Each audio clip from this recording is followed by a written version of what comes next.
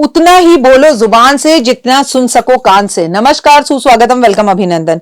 मैं हूं आपके साथ आपकी अपनी होस्ट दोस्त डॉक्टर वाई राखी। आपका स्वागत अभिनंदन करती हूं आपके मेरे माता रानी के इस खूबसूरत से यूट्यूब चैनल पर। देखिए, कार्यक्रम की शुरुआत में पहले ही बता दूं, 14 जनवरी को मंगलवार है और इस दिन मकर संक्रांति है। लेकिन इसको लेकर भी भ्रांतियां हैं। कोई कह रहा है 14 को मकर संक्रांति है, कोई कह रहा है 15 को है। तो मैं आपको मकर संक्रांति क्या होती है, उसके उपाय क्या है, ये बता रही हूं। आप अब 14 को अपने घर के आसपास के हिसाब से बनाएं कि आप इसे 15 को बनाएं, ये आपके ऊपर डिपेंड करता है। और मैं कब मना रही हूं ये मैं आपको 2 मिनट का उपाय जिंदगी बदल जाए बिल्कुल ही पहले बता दूंगी। 13 तारीख को ही बता दूंगी। उससे पहले भी हमारा कंटिन्यू डिस्कशन आपके साथ होता ही रहेगा। आप कैसे हैं? ओए हुए सुबह की राम राम। चलिए, कार्यक्रम की शुरुआत हमेशा की तरह बिलीव इन कर्मा।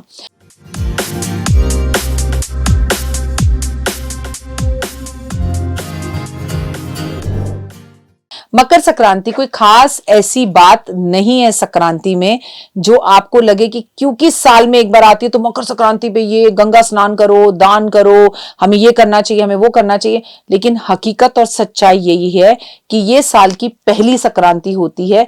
जैसे नववर्ष शुरू होता है हमारा, तो ये 14 जनवरी को आ जाती है, इसकी डेट फिक्स है।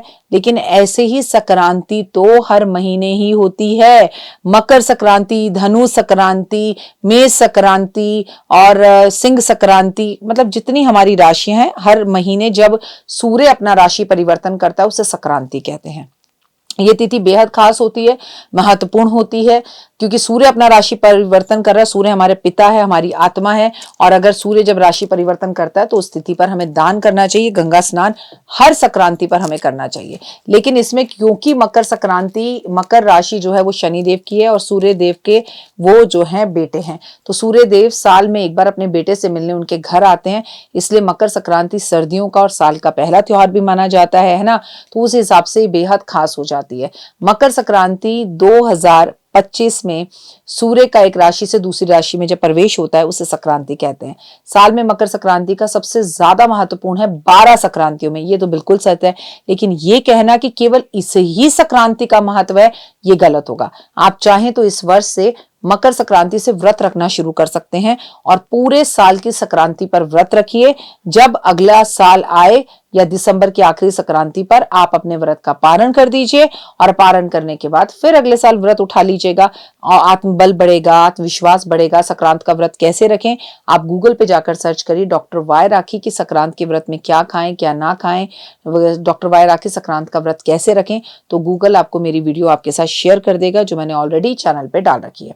ये पर्व जनवरी में मनाया जाता है। इस दिन सूर्य उत्तरायण होता है। सूर्य का उत्तरायण में प्रवेश अत्यंत ही शुभ माना जाता है। शुभ कार्यों के लिए, शादी के लिए, विवाह के लिए इस दिन पूरे मलमास में रुके हुए विवाह, गृह प्रवेश, यज्ञ, संस्कार जैसे मांगलिक शुभ कार्य शुरू हो जाते हैं। तो आप सभी को मांगलिक शुभ कार्य शुरू होने की हार्दिक बधाई।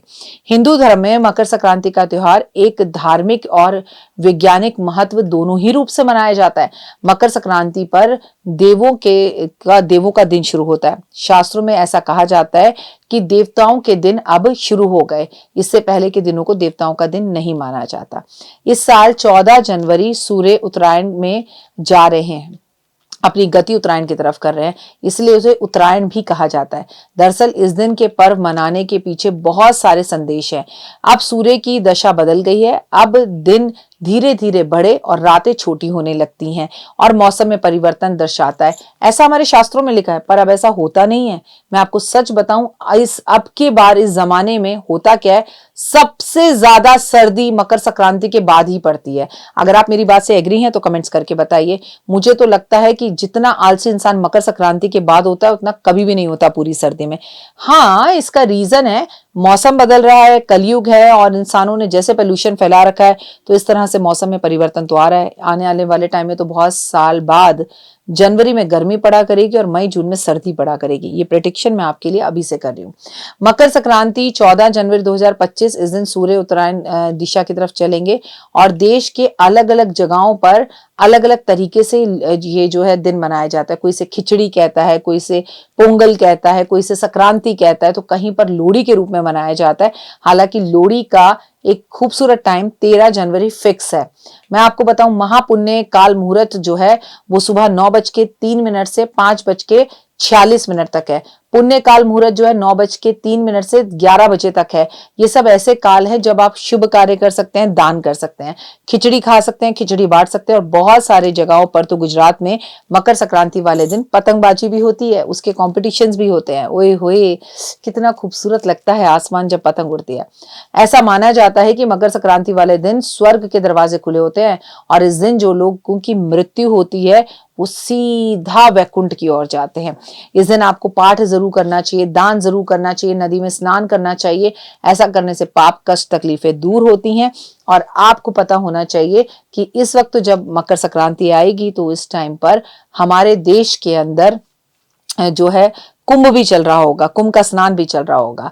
ऐसा कहा जाता है कि भीष्म पिता ने भी अपनी इच्छा मृत्यु के लिए वरदान मांगा था कि सूर्य जब दक्षिणायन से उत्तरायण हो जाएगा, वो वाणों की शैया पर लेटे रहे थे और इंतजार कर रहे थे मकर संक्रांति पर सूर्य का उत्तरायण होने पर। तब उन्होंने अपनी देह त्यागी थी और जन्म मरण के इस बंधन से मुक्त हो गए थे क्योंकि उनके पास इच्छा मृत्यु का वरदान था। तो आप सोचिए कि भीष्म पिता ने मरने के लिए अगर मकर संक्रांति का समय सोचा तो कितना अच्छा होगा। किस्मत वाले हैं वो लोग जो मकर संक्रांति पर जाते हैं।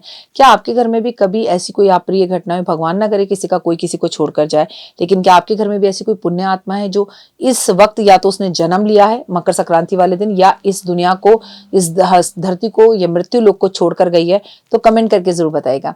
इस दिन गंगा स्नान करना बहुत अच्छा है, गंगा जल पूरे घर में छिड़कना बहुत अच्छा है।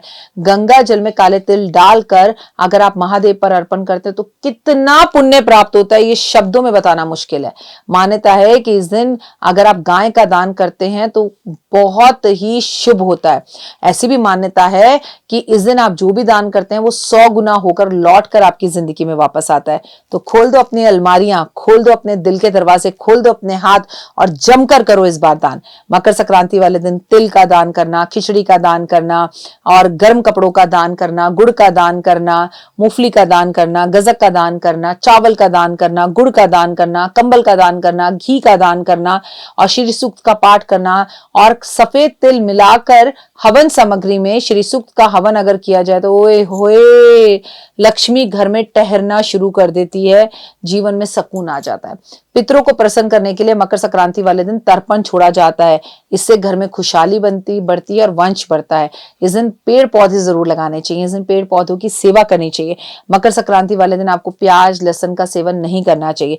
इसके अलावा मकर संक्रांति वाले दिन आपको मन से दान करना चाहिए।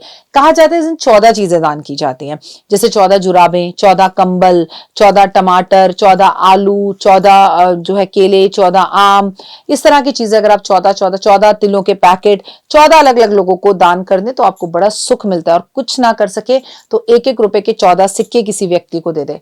मकर संक्रांति के अवसर पर स्नान का विशेष महत्व होता है और जब कुंभ चल रहा हो तो फिर बात ही क्या। इस दिन ना तो अपना अपमान सहे ना किसी का अपमान करें। मकर संक्रांति के दिन गंगा स्नान में आपको बहुत शुभ होता है।